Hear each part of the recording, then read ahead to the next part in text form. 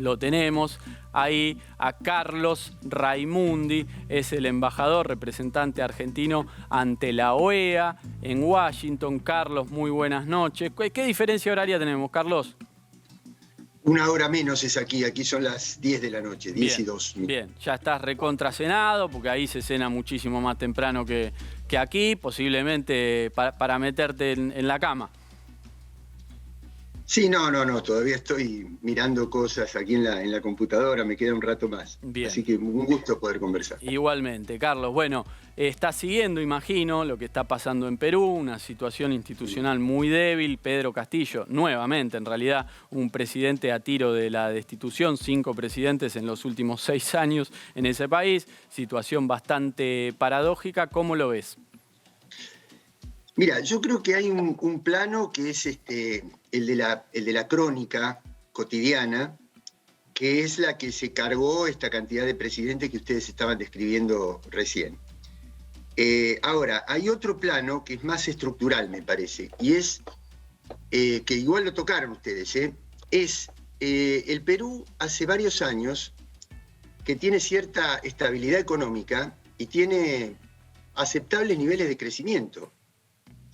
Entonces la pregunta es, ¿por qué hay un sistema político que no permite que el pueblo disfrute o reciba los resultados de ese crecimiento económico? Es decir, ¿cómo puede ser un país muy rico en una cantidad de riquezas estructurales, como la biodiversidad, como la minería, como la pesca, y un pueblo tremendamente empobrecido?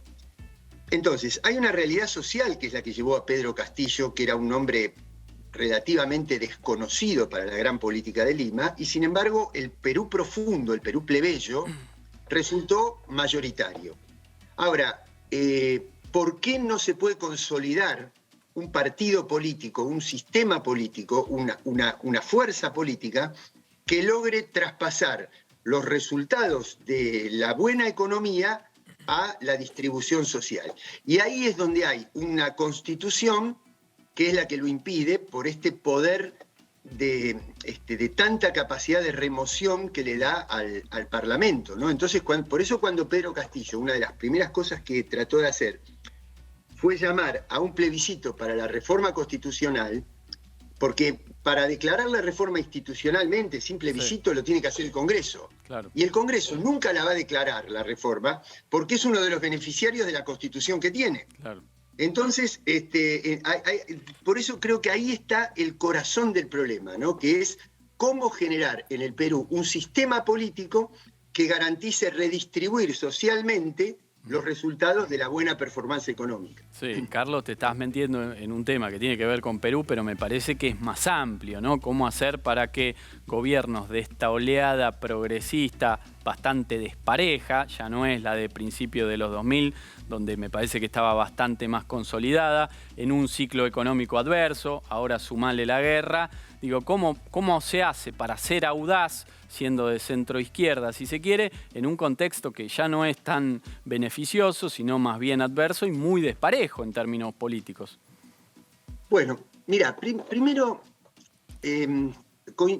coincido con vos en que a mi manera de ver no es comparable exactamente con lo que fue el primer tramo del siglo XXI. Es decir, estas votaciones que ha habido en Bolivia, en Colombia con las primarias, en Chile, no se las puede comparar exactamente con lo que era el paisaje del festejo del Bicentenario, por ejemplo, en 2010. No. Allí estaba Chávez, estaba Lula y estaba Néstor Kirchner todavía. Sí. No era presidente, pero era una figura muy importante. ¿Y por qué no se la puede comparar? Porque en todos estos años el poder real, ¿qué hizo con los grandes liderazgos? Los sometió al escarnio público, al linchamiento de los medios y luego al lawfare. Entonces, ¿qué sucede con los liderazgos? Tienen la principal porción de adhesión pública, pero no suficiente. ¿Por qué? Porque se le fue generando tanto rechazo que al mismo tiempo que tienen mucha adhesión, no alcanza para conseguir la mayoría absoluta. Entonces, ¿qué tienen que hacer? Recurrir a alianzas con sectores más moderados.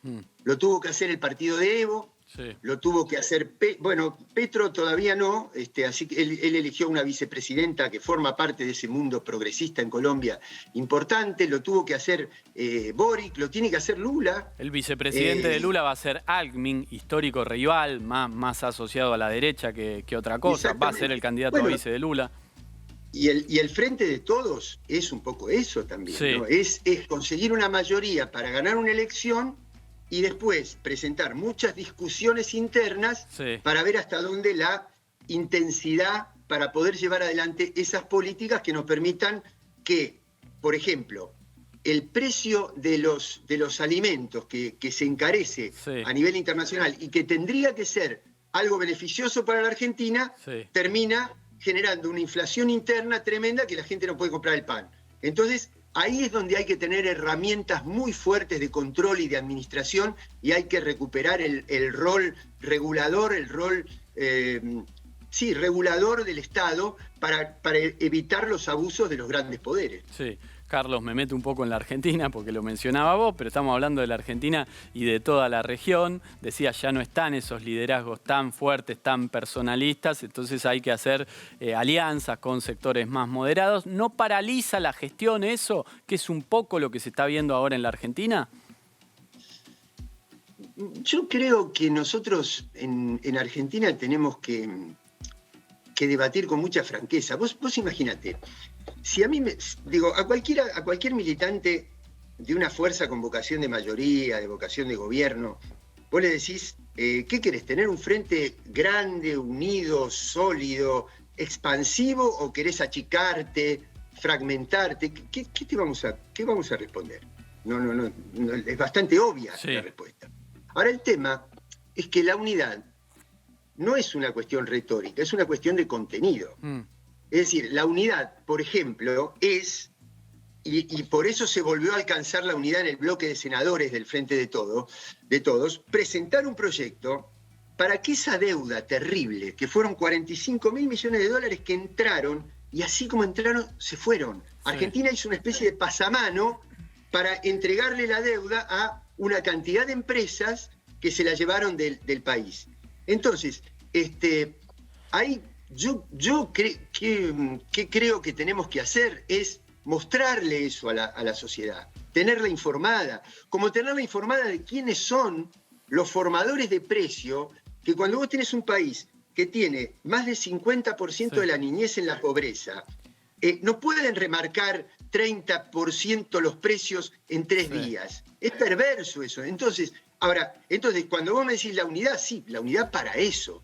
La unidad para eso, no la unidad para de una manera contemplativa o retórica. No, la unidad con contenido, la unidad con firmeza. Carlos, el viernes pasado se votó en la OEA, la Organización de Estados Americanos, vos sos el embajador argentino, ahí una condena a Rusia por la invasión a Ucrania. ¿Estabas de acuerdo con esa condena? Te vi votar ahí, no vi demasiado entusiasmo. No, pero permitime que te aclare, porque ahí está el error. Ahí, pero por eso. Dale. Ustedes, con toda humildad te lo digo, pero ustedes, antes de decir estas cosas, tienen que leer el proyecto que se votó. No leer a la cronista de un diario que titula una cosa que no tiene absolutamente nada que ver, como cuando Lehmann dijo que yo había rechazado un informe de Bachelet y después lo repetía el periodismo como si fuera un hecho consumado. ¡Mentiras! O cuando Leuco dijo hace 20 días que yo me había metido abajo de la cama para evitar ir a una sesión cuando tenía una autorización para atender a mi madre. Nada que ver. Entonces, ¿qué es lo que se votó el viernes? Se votó un proyecto absolutamente humanitario, humanitario, que tiene que ver con favorecer los corredores para que puedan tener salvoconducto a las poblaciones civiles, para defender los derechos humanos, instar al diálogo y a la paz, que son los grandes principios de la Argentina. Eso es lo que se votó. Está bien, Carlos, pero hay distintas velocidades dentro del frente, vos me lo decías, y vos no tenés la misma mirada que Argüello, que Vélez, que otros funcionarios. Si querés, no personalicemos, pero no tenés claramente la misma mirada, y eso se evidencia no solamente en gestos, en actitudes, en opiniones. Perfecto, pero entonces lo que Sí, tenemos que hacer es este tema de la mirada geopolítica del sí, mundo, también convertirlo en un debate franco al interior del sí. frente. ¿Y cómo se hace Así como eso? hay que, bueno, debatiendo, conversando, tratando de llegar a síntesis, Sí, porque eso que vos decís es cierto, ¿eh? sí, Es cierto. Voy a hablar sí, por mí, porque yo no estoy representando al Estado aquí. Yo sí, estoy haciendo una entrevista en un canal de televisión. sí, bien. Entonces, yo creo, primero yo abogo intensamente, excluyentemente por la paz. Sí, Ahora, fuera de la dimensión humana, la dimensión geopolítica de este conflicto lo pone en el marco de una reconfiguración del orden mundial. sí, Quien no esté viendo que hay un área del capital financiero noratlántico, digamos, que tiene todos sus indicadores en descenso y que está perdiendo influencia y que ya no hay nada más que un área dólar sí, en la actividad financiera y comercial del mundo y no ve que hay nuevas instituciones, que hay nuevas organizaciones, que hay nuevos estados, y me quiera convencer de que quedarme en el mundo unipolar del capital financiero es lo moderno y lo serio, bueno, yo discuto eso porque tengo otra mirada, claramente, y lo que hay que hacer es con honestidad intelectual, como te lo estoy planteando, discutirlo. Ahora bien, hasta tanto no tengamos esa discusión sí, puesta sobre la mesa, lo que hay que hacer es tratar de construir síntesis. bien. Es decir, ni todo lo que pienso yo, ni toda la mirada de quienes creen que hay que tomar partido en este conflicto. No, tratar de encontrar una síntesis. ¿Cuál es la síntesis? Derechos humanos, paz, derecho internacional, diálogo, diplomacia. Esa es la síntesis. Carlos Raimundi, muchísimas gracias. Gracias a ustedes. Un abrazo. Muy buenas noches.